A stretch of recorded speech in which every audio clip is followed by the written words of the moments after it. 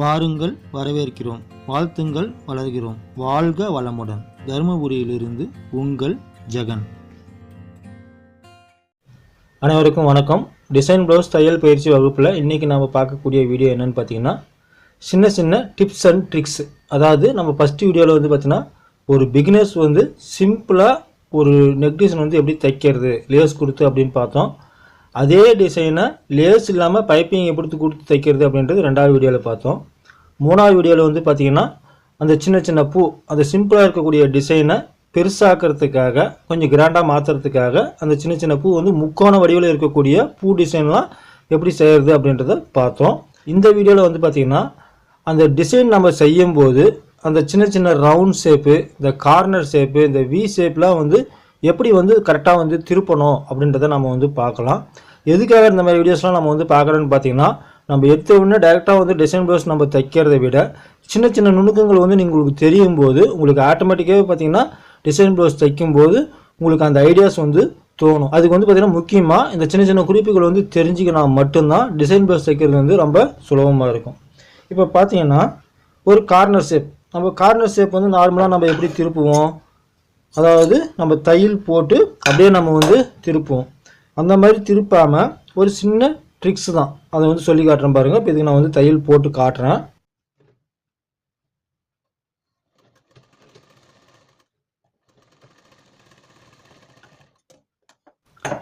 இப்போ பார்த்தீங்கன்னா, ஒரு எல் ஷேப்பில் நான் வந்து தையல் வந்து போட்டிருக்கிறேன். இதை நம்ம திருப்புறதா இருந்தால் எப்படி திருப்புவோம், அப்படியே நம்ம வந்து மொத்தமாக திருப்பிட்டு இப்படி நம்ம உள்ளே விட்டு இந்த ஷார்ப்பாக நம்ம வந்து எடுத்து விடுவோம். அப்படி எடுத்து விடும்போது பார்த்தீங்கன்னா, நீங்கள் என்ன எடுத்தாலும் வந்து பார்த்தீங்கன்னா உங்களுக்கு வந்து கரெக்டாக வரவே வராது.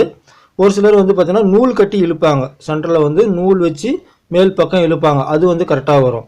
அப்படி இல்லாமே வந்து பார்த்தீங்கன்னா அழகாக நம்ம வந்து ஷார்ப்பாக வந்து கொண்டு வர முடியும். இப்போ பார்த்தீங்கன்னா தெரியும், இந்த எல் ஷேப்பில் ஃபஸ்ட்டு மேல் பக்கம் தையல் போட்டுருக்கீங்களா, அந்த தையலே வந்து கரெக்டாக நம்ம வந்து மடிச்சுக்கணும். மடிச்சுட்டு திரும்ப கீழ் பக்கம் தையல் போட்டுருக்கீங்களா, அதை வந்து கரெக்டாக வந்து மடிக்கணும். இப்போ மடிக்கும்போது பார்த்தீங்கன்னா நமக்கு இந்த இடத்துல பிசுரே நமக்கு வந்து வராது. ஏன்னா எல் ஷேப்ன்றதுனால இந்த இடத்துல நமக்கு பிசுரே வராது. பாருங்கள், இந்த இடத்துல அப்படியே மடித்து பிடிச்சிக்கிட்டு இப்போது அப்படியே நம்ம வந்து ஓப்பன் பண்ணணும். ஓப்பன் பண்ணி முடிக்கிற வரைக்கும் இந்த கார்னர் பகுதியை நம்ம வந்து விடக்கூடாது, சரிங்களா? பாருங்கள், இங்கேயும் பிடிச்சிருக்கிறோம், உள் பக்கம் பாருங்கள், ஓப்பன் பண்ண உடனே உள்ளே இருந்து அழுத்தி பிடிச்சிக்கிட்டு இப்படி நம்ம திருப்பினோம்னா அந்த ஷார்ப்னஸ் வந்து பார்த்திங்கன்னா நமக்கு வந்து கரெக்டாக நமக்கு வந்து வந்துடும். கொஞ்சம் கூட நமக்கு வந்து வித்தியாசமே வராது. பாருங்கள், மடிச்சுட்டு திருப்பினாவே போதும். அந்த மடிக்கிறது மட்டும் பார்த்திங்கன்னா கரெக்டாக நம்ம வந்து மடிக்கணும். அப்படியே மொத்தமாக நம்ம திருப்பினோம்னா நமக்கு வந்து திரும்பாது.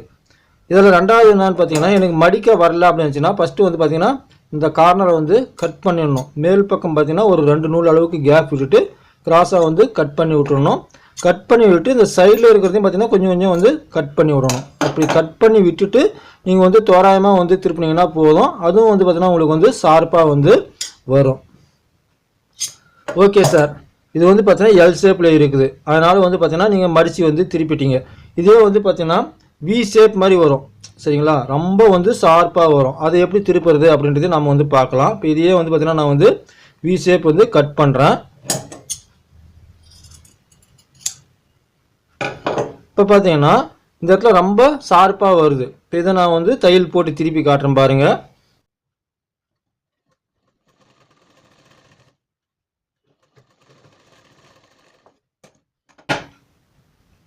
இதையும் வந்து பார்த்தீங்கன்னா நான் வந்து மடிச்சும் திருப்பி காட்டுறேன், கட் பண்ணியும் திருப்பி காட்டுறேன். இப்போ அதே மாதிரி தான் சேம் வந்து பார்த்திங்கன்னா இந்த மேல் பக்கம் தையல் இருக்கு இல்லைங்களா, அதே அளவுக்கு நாம் வந்து மடிக்கிறோம். இப்படி மடிக்கும்போது பார்த்திங்கன்னா இந்த எக்ஸ்ட்ரா இருக்கக்கூடிய கிளாத்து பார்த்திங்கன்னா நம்ம வந்து கட் பண்ணி விட்டுறணும். அதே மாதிரி இந்த கீழே இருக்கக்கூடிய தையலுக்கு வந்து நம்ம வந்து மடிக்கணும். இப்போ பார்த்திங்கன்னா மேல் பக்கம் எக்ஸ்ட்ரா வருது, இதை நம்ம வந்து கட் பண்ணி விட முடியாது. ஒரு பக்கம் மட்டும் தான் நம்ம வந்து வெளியே வரதை கட் பண்ணணும். இந்த பக்கம் வெளியே வரதை கட் பண்ணோன்னா நமக்கு வந்து பார்த்திங்கன்னா ரொம்ப கிட்ட வந்துடும். அதுக்கு என்ன பண்ணலான்னு பார்த்தீங்கன்னா திருப்பி காட்டுறேன் பாருங்கள். ஒரு பக்கம் மடிச்சிட்டோம், இன்னொரு பக்கம் வந்து பார்த்திங்கன்னா இந்த மேல் பக்கம் இருக்கக்கூடிய நேரம் கீழே இருக்கக்கூடிய தையல் நேருக்கு அப்படியே நம்ம வந்து மடிக்கணும். அந்த கார்னர் மட்டும் நம்ம வந்து மடிக்கணும். இப்போது நீங்கள் வந்து பார்த்திங்கன்னா சைடில் மடிக்கலாம். இப்படி மடிக்கும்போது பார்த்திங்கன்னா நமக்கு மேல் பக்கம் அந்த பிசுறு நமக்கு வராது. அதாவது இந்த மேல் பக்கம் எக்ஸ்ட்ரா வரக்கூடிய அந்த பீஸை வந்து பார்த்திங்கன்னா அப்படியே நம்ம வந்து மடித்து விட்டுறோம். இப்போ பார்த்திங்கன்னா இது மேல் பக்கம் இருக்குது, இது அப்படியே வந்து பார்த்திங்கன்னா உள் பக்கம் மடிச்சு விட்டுறோம். இப்போ மடிச்சு விடும்போது பார்த்தீங்கன்னா நமக்கு வந்து ஷார்ப்பாக வந்துடும். இதையும் அதேவே பார்த்தீங்கன்னா கரெக்டாக வந்து பிடிச்சிக்கிட்டு திருப்பினீங்கன்னா நல்லா உங்களுக்கு வந்து பார்த்தீங்கன்னா ஷார்ப்பாக வந்து வந்துடும்.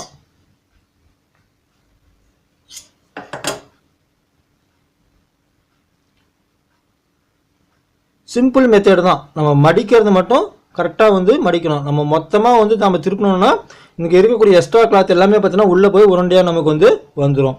இல்லை எனக்கு வந்து அந்த மாதிரி வராது அப்படின்னு தெரிஞ்சுன்னா இந்த இடத்துல வந்து பார்த்தீங்கன்னா நூல் வைக்கணும். அதாவது இந்த சைடு இருந்து தையல் வந்து போட்டு வரும்போது கடைசி தையல் எங்கே விழுதோ அதுக்கு முன்னாடியே வந்து நிறுத்திக்கணும். நிறுத்திக்கிட்டு உள்பக்கம் வந்து நூல் கொடுத்துட்டு ஒரு தையல் போட்டுட்டு திரும்ப வெளிப்பக்கம் இருக்கக்கூடிய நூலை அப்படியே கொண்டு வந்து உள்பக்கம் நம்ம வந்து கொடுத்து திரும்பும்போது பார்த்தீங்கன்னா நமக்கு வந்து கரெக்டாக வரும். அதையும் நான் இப்போ வந்து தச்சு காட்டுறேன்.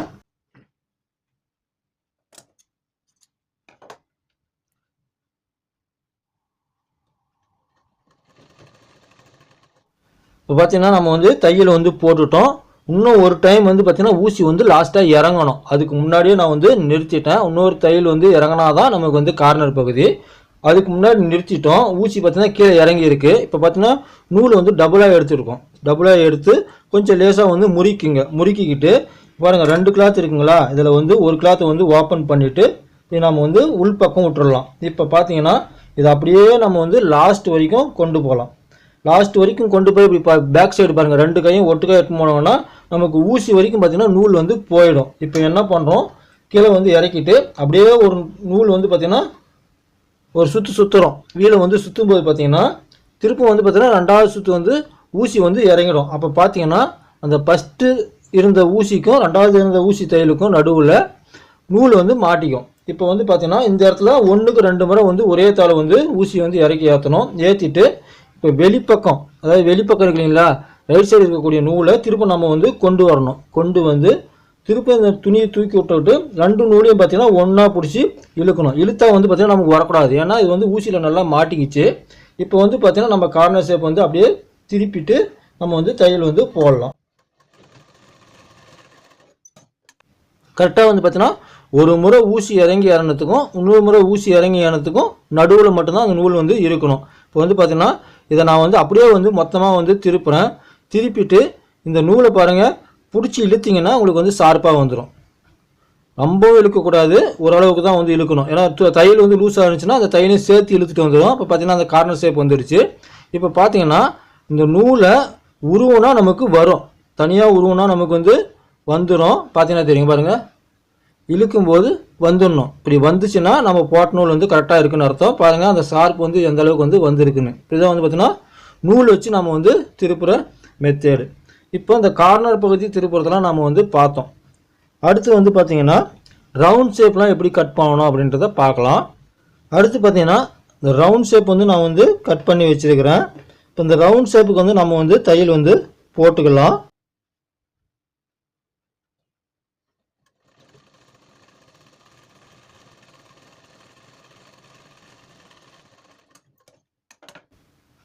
இப்போ பார்த்தீங்கன்னா இந்த ரவுண்ட் ஷேப்புக்கு வந்து நம்ம வந்து தையல் வந்து போட்டுட்டோம்.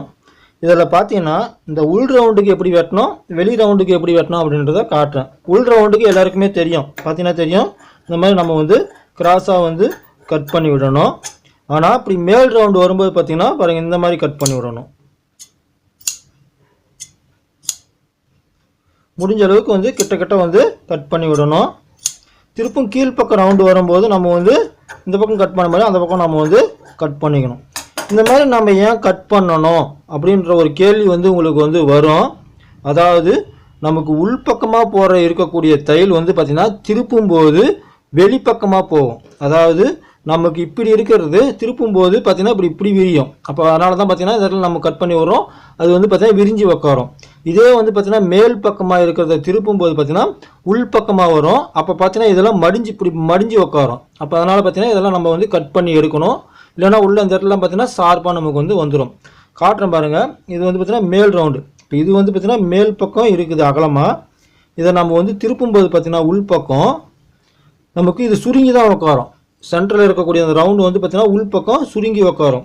அதே பார்த்திங்கன்னா இந்த ரவுண்டில் இருக்கிறது வந்து பார்த்திங்கன்னா இப்படி நம்ம திருப்பும்போது இது வந்து விரிஞ்சி உட்காரும். பார்த்திங்கன்னா தெரியும், இந்த ரவுண்டு வந்து பார்த்திங்கன்னா விரிஞ்சி உட்காரும். அதனால தான் பார்த்திங்கன்னா நம்ம கட் பண்ணி விடுறோம்.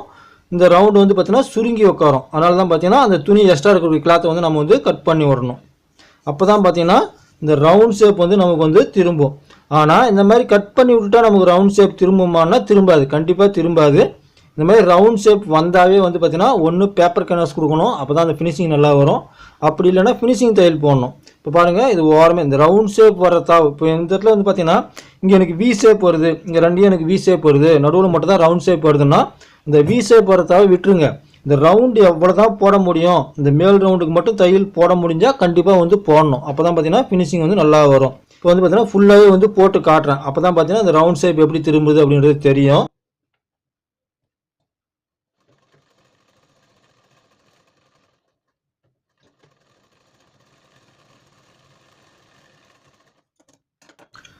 இப்போ பார்த்தீங்கன்னா தையல் போட்டு நம்ம வந்து திருப்பி காட்டுறோம் பாருங்கள். தையல் போட்டாவே உங்களுக்கு அந்த ரவுண்ட் ஷேப் வந்து அழகாக வந்துடும். நீங்கள் நினைக்கலாம், சார் உள்பக்கம் கட் பண்ணி விடாமல் இந்த தையல் மட்டுமே போட்டால் திரும்புமா அப்படின்னா கண்டிப்பாக திரும்பாது. உள்பக்கமும் நம்ம வந்து கட் பண்ணி விடணும். இப்போ பார்த்தீங்கன்னா தெரியும் பாருங்கள், உள்பக்கம் கட் பண்ணி விட்டது எல்லாமே பார்த்தீங்கன்னா ஓப்பனாக இருக்கும். இந்த இடத்துல பாருங்கள் எல்லாமே வந்து கிட்ட சேர்ந்து இருக்கும். அதனால தான் பார்த்தீங்கன்னா அந்த மாதிரி நம்ம வந்து கட் பண்ணுறோம். உள்பக்கமும் கட் பண்ணி விடணும். இந்த ஃபினிஷிங் தையல் போகிறதும் பாருங்கள், இந்த ஜாயிண்ட் எல்லாமே ஒரே பக்கம் வரணும். இந்த ஜாயிண்ட் எல்லாம் பார்க்குறதுக்கு ஒரே பக்கம் வரணும். அப்போ தான் பார்த்தீங்கன்னா அந்த ரவுண்ட் ஷேப் வந்து நமக்கு வந்து கரெக்டாக வரும். எந்த பக்கம் வந்து இந்த ஜாயிண்ட் வருதோ அது மாதிரி தான் வந்து தையல் போடணும். அதேமாதிரி தையல் போடும்போது இந்த சென்டர் ஜாயிண்ட்டில் எங்கேயும் சுருக்கம் இருக்கக்கூடாது. இந்த இடத்துல ஒரு மடிப்பாக விழுந்துடும். அதாவது இந்த தையல் நடுவில் வந்து பார்த்தீங்கன்னா நீங்கள் சரியாக இழுத்து பிடிச்சி தையல் போடலாம், மடிப்பு விழுந்துடும். அது ஒரு மாதிரி தூக்கிட்டு வந்து நிற்கும். உங்களுக்கு இப்படி மேல் பக்கம் திரும்ப பார்த்தீங்கன்னா மேல் பக்கம் ஒரு நூல் அளவுக்கு பார்த்தீங்கன்னா தனியாக வந்து தெரியும். அந்த மாதிரி வராமல் நல்லா நகத்தில் கீறி விட்டுட்டு ஓரமாக வந்து தையல் போட்டிங்கன்னா இந்த ரவுண்ட் ஷேப்லாம் வந்து பார்த்தீங்கன்னா நமக்கு வந்து அழகாக வந்து திரும்பும். ரவுண்ட் ஷேப் வரக்கூடிய தாளை எல்லாமே வந்து பார்த்தீங்கன்னா கிராஸ் பீஸ் தான் வரணும். கழுத்து ஃபினிஷிங் பண்ணும்போது கிராஸ் பீஸ் வரணும். நேர் பீஸ் வர தாவை எல்லாமே பார்த்தீங்கன்னா நேர் பீஸும் போடலாம், குறுக்கு பீஸும் போடலாம். நேர் பீஸில் கிராஸ் பீஸ் நீங்கள் ஜாயின் பண்ணி செஞ்சிங்கன்னா ஓரளவுக்கு ஃபினிஷிங் வரும், ஆனால் அது கரெக்டாக வராது. அதேமாதிரி ரவுண்ட் ஷேப்பில் நீங்கள் நேர் பீஸ் வச்சிங்கனாலும் கரெக்டாக வந்து வராது. அதனால் எதுக்கு எப்படி யூஸ் பண்ணணும் அப்படின்றது தெரிஞ்சிங்கனாவே உங்களுக்கு இந்த டிசைன் ப்ளவுஸ் வைக்கிற மெத்தேட் வந்து பார்த்தீங்கன்னா ரொம்ப சுலபமாக இருக்கும். பிகினர்ஸுக்கு வந்து பார்த்தீங்கன்னா இந்த மாதிரி சின்ன சின்ன நுணுக்கங்கள் வந்து தெரிஞ்சுக்கும் போது ஒரு டிசைன் ப்ளவுஸாக நம்ம தைக்கும்போது நிறைய எக்ஸ்பிளைன் பண்ண வேண்டிய அவசியம் கிடையாது. அதனால தான் வந்து பார்த்தீங்கன்னா முன்கூட்டியே வந்து இந்த மாதிரி சின்ன சின்ன விஷயங்கள்லாம் நம்ம வந்து சொல்லித்தரோம். இப்போ இந்த வீடியோலாம் நீங்கள் பார்த்துட்டு அடுத்தடுத்து நம்ம சொல்லக்கூடிய அந்த டிசைன் ப்ளவுஸ் வீடியோஸ்லாம் வந்து பார்க்கும்போது பார்த்தீங்கன்னா ரொம்ப சுலபமாக இருக்கும். அந்த இடத்துல வந்து இந்த கார்னர் எப்படி திருப்பினார், இந்த ரவுண்ட் ஷேப் வந்து எப்படி திருப்பினார் அப்படின்ற சந்தேகம் வந்து உங்களுக்கு வரக்கூடாது அப்படின்றதுக்காக தான் முன்கூட்டியே இந்த மாதிரி சின்ன சின்ன ட்ரிக்ஸ்லாம் வந்து நம்ம சொல்லித்தரோம். இந்த வீடியோவில் சொல்லி கொடுத்து சின்ன சின்ன டிப்ஸ் வந்து எப்படி இருந்ததுன்னு சொல்லிட்டு இந்த வீடியோ கீழே வந்து கமெண்ட் பண்ணுங்கள். உங்களுக்கு வேறு ஏதாவது டவுட் இருந்தாலும் அதையும் வந்து கீழே வந்து கமெண்ட் பண்ணுங்கள். இது போன்ற வீடியோக்களை வந்து நீங்கள் தொடர்ந்து பார்க்கணும்னு நினச்சிங்கன்னா உங்கள் ஜெகன் சேனலை வந்து சப்ஸ்கிரைப் பண்ணுங்கள். பக்கம் இருக்கக்கூடிய ஆல்ன்ற பெல் பட்டனையும் கிளிக் பண்ணிங்கன்னா மட்டும்தான் உங்களுக்கு நோட்டிஃபிகேஷன் வரும். நான் போடக்கூடிய எல்லா வீடியோஸுமே வந்து தொடர்ந்து வந்து பார்க்கலாம். மீண்டும் அடுத்த வீடியோவில் சந்திப்போம். உங்களிடமிருந்து விடைபெறுவது உங்கள் ஜெகன், தருமபுரியில் இருந்து. நன்றி, வணக்கம், வாழ்க வளமுடன்.